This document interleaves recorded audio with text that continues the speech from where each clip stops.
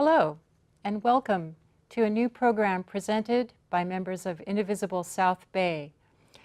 Located in the heart of California's Silicon Valley, I'm the host, Lisa Ferrino, and in this first program, before we get into our panel discussion, I'm going to start with a little bit of history about our group.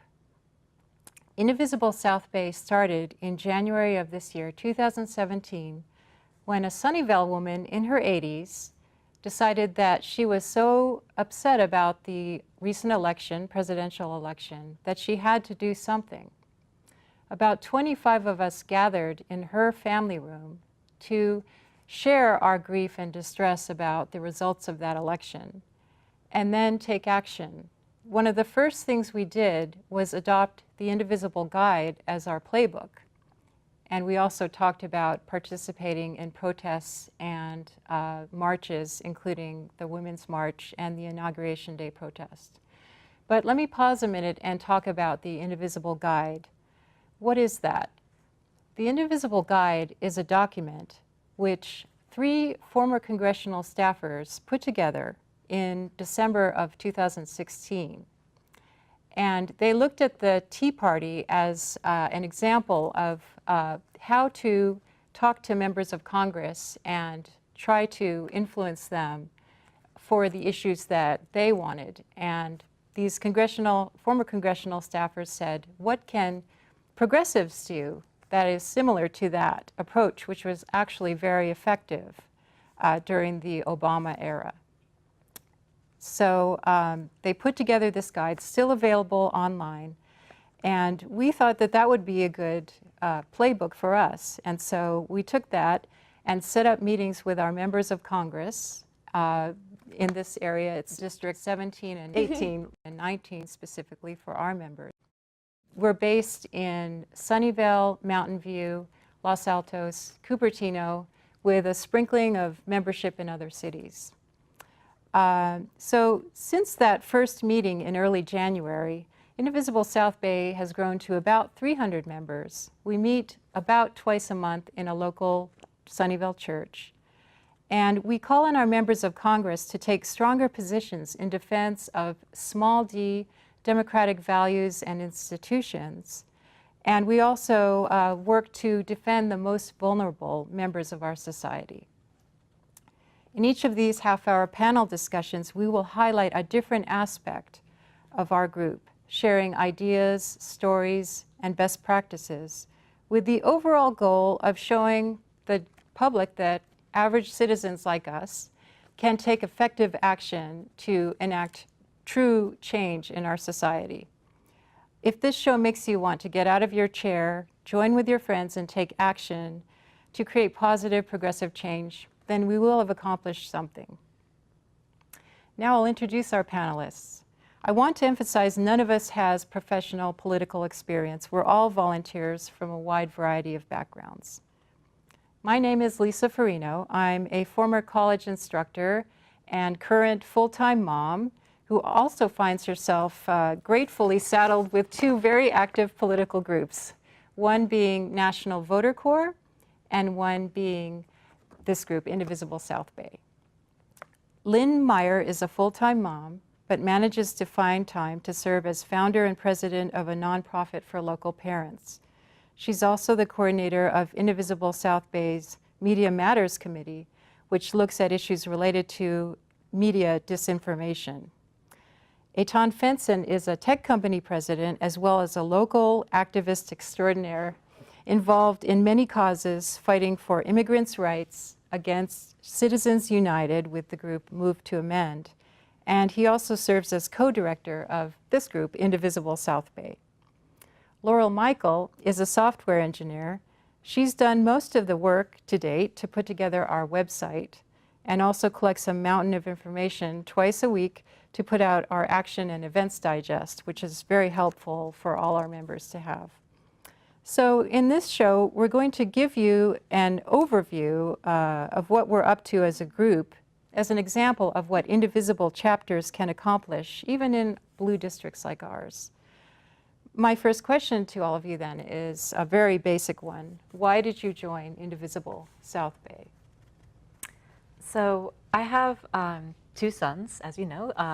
One's 2 and one's 4, and it's really not an exaggeration to say that after the election, I was scared for their lives. Candidate Trump showed that he had no concept of how serious the threats that climate change pose our national security, our economy, and ultimately the habitability of the planet.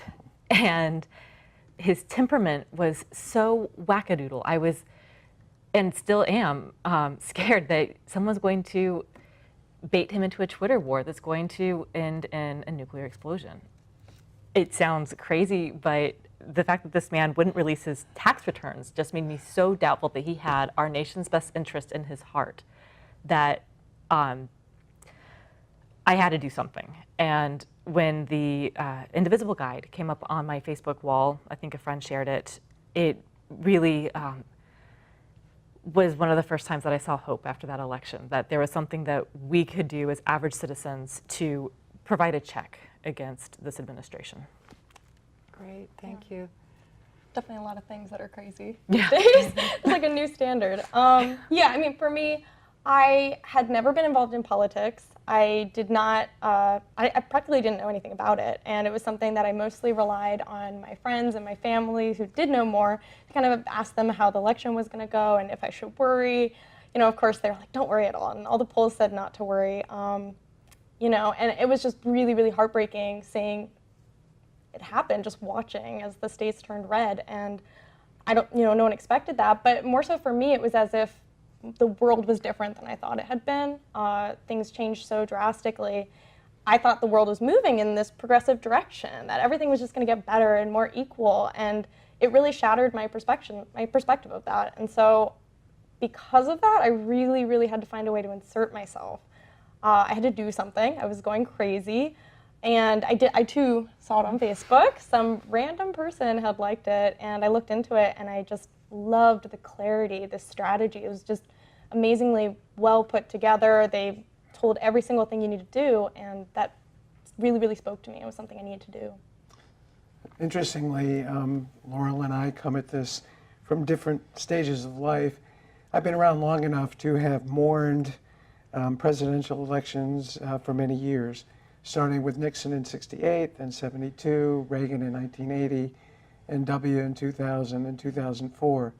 I have to say that on the evening of November 8th, when it became clear that Trump actually was going to win the election, I felt completely disoriented.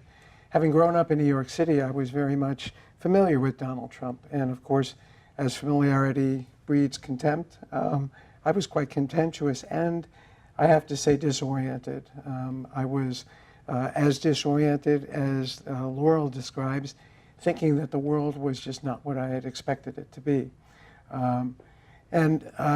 When I came to the home of our godmother, and I interacted with a bunch of people there that I found to be really connected to, it made me feel that there was some hope. There was something that we could do. And indeed, joining Indivisible at that point, it changed me. I would agree with all these comments. There was shock and horror after November. And also the moment of coming together as a group, I think, was really powerful because we all shared that feeling and then moved into determined action to take charge of the situation as much as we could. And I think that was a really meaningful moment. And since then, we've had a lot of those as a group. We've just jumped into all kinds of protests, marches, vigils, and then actually going to meet with our members of Congress. So the panoply of our work that we've done in the last 6 months is really something to think about. So that leads me to my next question, which is, after 6 months or so of weathering the quote-unquote Trump era, how has your outlook changed? Would you feel like this group is making a difference in your outlook for the future? I would say no doubt. I mean, hope is slowly replacing fear for me. I think that one of the recent developments that really has made me feel like things are going to be okay is the nomination of a special prosecutor. That really was a moment where I felt like our democratic institutions are working. And I really felt that that was partly because of groups like ours around the country putting pressure on their congressmen and the representatives in telling them, I expect you to hold this administration accountable, because in a single party system that we have right now, that wasn't a given. And at least I had a lot of anxiety around that. And you know, it's been a challenge kind of fitting some of the activities in my life, but I'd say that also the digest that Laurel puts together, the diversity of events and actions that you can take, there are things you can do to make a difference, even small things like the minute and 30 seconds it takes to make a call a day. That's really helped me out. Right, just shooting off one letter to your congressperson or picking up the phone. Yeah. And then you do feel like, okay, phew, now I can relax just a little bit. Yeah. For a few moments. Well, for me, mentioning the really extreme disorientation that I felt, I would say through February, my sense in being affiliated and involved in Indivisible, particularly our group, I began to feel empowered. And I've been an activist for a long time, a number of years, and that feeling of empowerment is something that feeds me, that nourishes me, and I feel as if I have been fed and nourished by my involvement with this Indivisible group. I have to say, because I've had experience with other groups and other activism, our group in particular, the nature of our interaction with one another and with the various pieces of government and the system that we do interact with have also been a part of that enabling that I feel. So I feel much more optimistic than I did, much more than I did on November 8th. Of course, Trump is always making life interesting, and not just Trump, but the entire panoply of people that he's brought along with him. So maybe we can talk about just briefly Indivisible as a whole value system. I touched on the fact that they're really bringing home the message that we are standing up for small d democratic institutions and values. Some people ask, is Indivisible too negative because we're all about resisting Trump and the Tea Party? Well, if you think about us as defenders of those democratic institutions, I would say probably not. But what do you think? How do Indivisible's values differ from those of the Tea Party? Yeah, I mean, I think the values are very different. For the most part, Indivisible is just borrowing from a strategy, a recipe book that was put together, but I don't really see much of any correlation in the values. I think Indivisible is trying to restore balance. We're trying to restore democracy and put these things back into place that really should be there, that have fallen out of place. You know, just really allowing people the chance to get involved and telling them to talk to their members of Congress. And I love that Indivisible, I think, has done a really good job as a national effort to not tell people what their values should be. You know, they're saying, like, in your individual groups, you talk to your individual representatives, tell them what you feel and what you as a group want to represent, but they're not necessarily telling us what to feel all the time.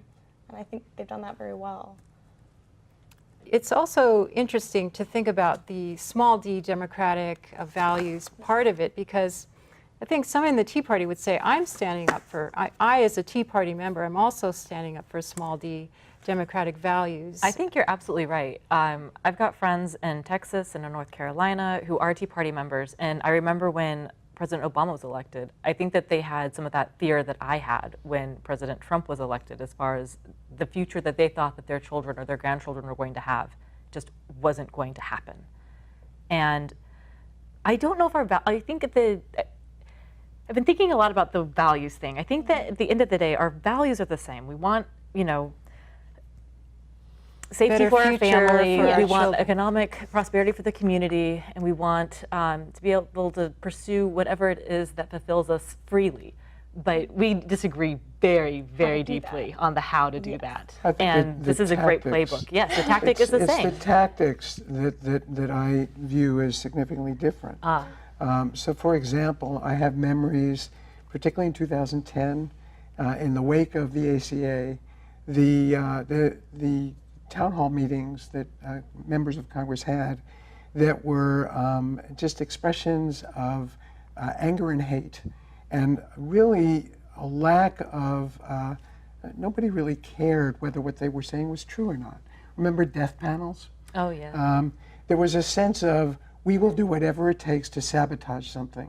I don't believe, certainly I don't feel, that we are in the mode of sabotage, and we're not in the mode of using whatever we need to say, whether it's true or not.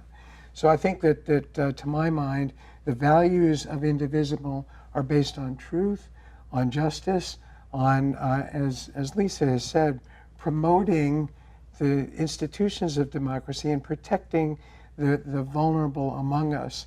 And I think that's a significant difference between us and the Tea Party. And I think we might be willing to at least listen to people from across the country who have very different views than us, like your relatives in those states, to just have an open debate and a discussion. We have an issue committee called Bridging the Divide, which is very much a part of our core mission as Indivisible South Bay, just to bring that up. So let's talk about what we've done, actually, meeting with members of our members of Congress, our members of Congress in particular, in District 17 and District 19. And 18. And 18. So what happened at those meetings? I mean, I feel like that is such a core part of our purpose, to actually go to members of Congress who are, yes, they're Democrats, but they are perhaps not promoting forcefully enough the idea that we must resist Trump's agenda and the agenda of the Tea Party. They are maybe a little bit going about business as usual. And so what we did is we met with Feinstein's state director in her San Francisco office, and we had a very productive discussion.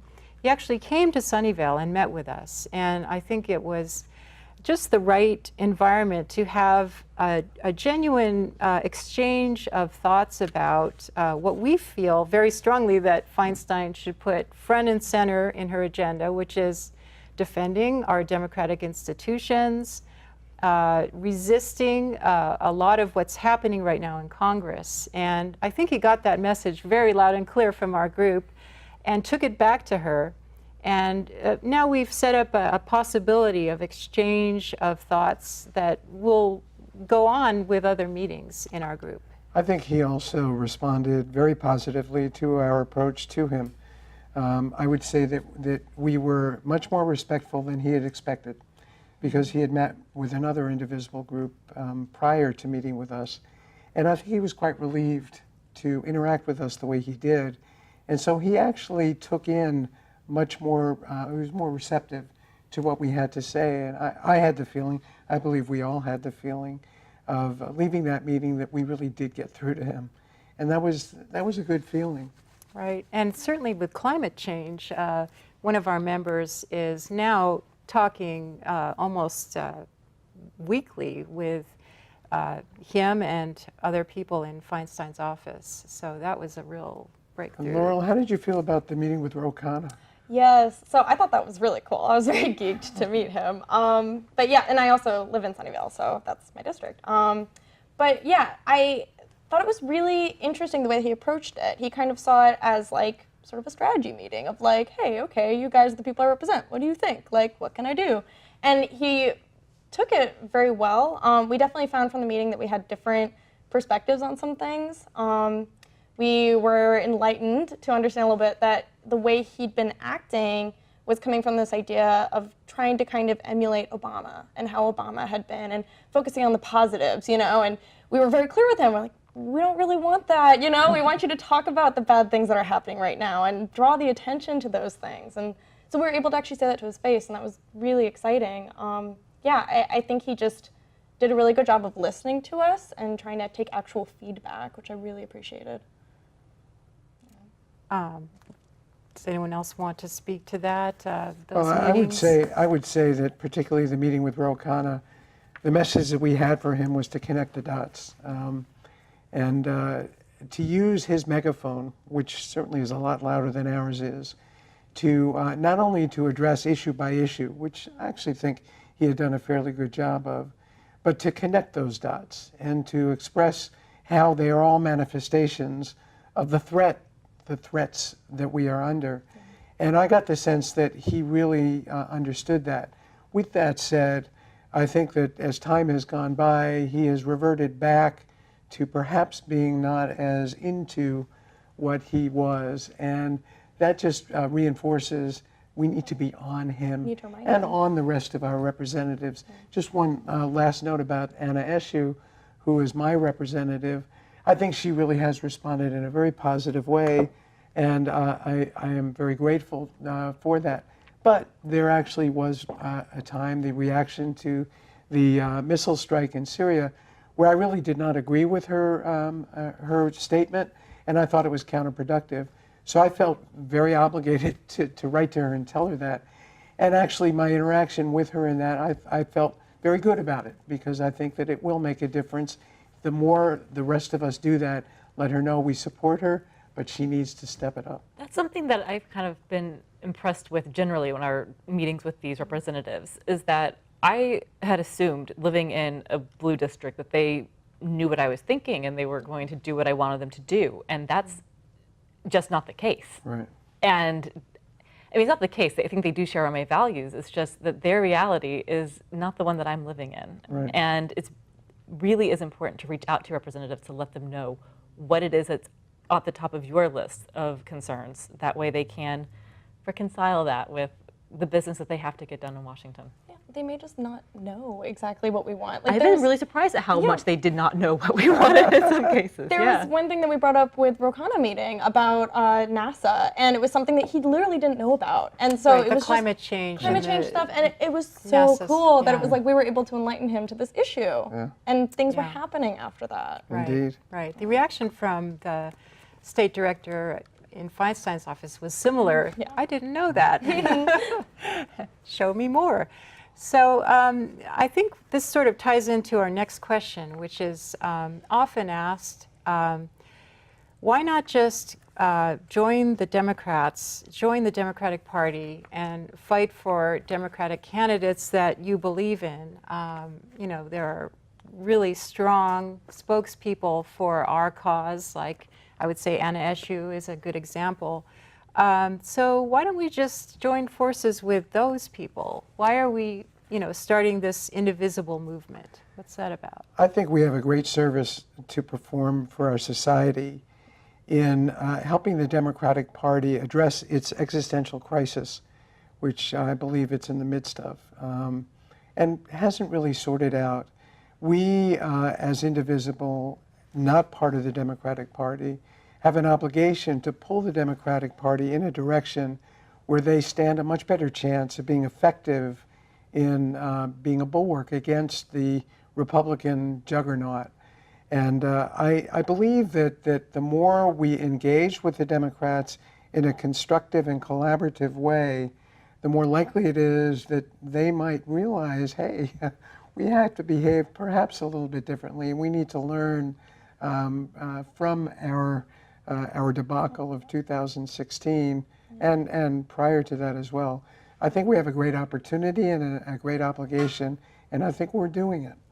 Yeah, I may have mentioned this, I can't remember, but there are 6,000 at least different Indivisible chapters around the country, and 2 in every single congressional district in the country. So just to remind people of that, that shows that Indivisible groups are a force to be reckoned with. I think in the Bay Area alone, there are dozens, literally, of Indivisible groups. And so just that, the numbers of people that we have And I think the numbers say something. It says that this is a different system that we needed to develop. It's something that's outside of these two parties that's saying, how do we work with this two-party system to kind of tell them what we need from them and get things done?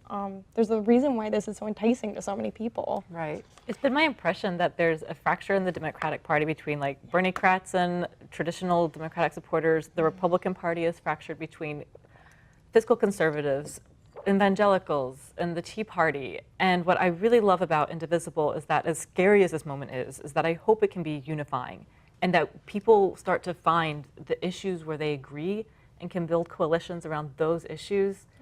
And you'll find allies in places you wouldn't think, you know?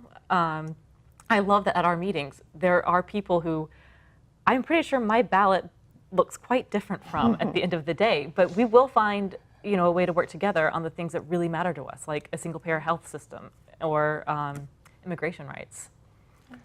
Yeah, and I think that there are signs that indicate that we're making progress. I think locally, at least, the community that we live in, we're blessed. And I think the local Democratic Party has an element of understanding that they do need to reach out to us. And I think that we are on the right path. Having said that, it's worth noting that we're not walking in lockstep as indivisible groups. We found that even within our groups, there's a difference of opinion in how much we should join forces with the Democrats as a party versus kind of continuing to keep our distance. Right. So that's a tension that will have to be worked out over the next several months as we approach the next elections. It's a very important issue. Okay, well, thank you, everyone. Thank you very much. That's all the time we have for today's show. For more information about our group, please contact us. You'll see our Facebook and website information on your screen, or email us at steering@isb.groups.io. From all of us at Indivisible South Bay, stay strong and stay connected. Thanks for joining us, and see you next time.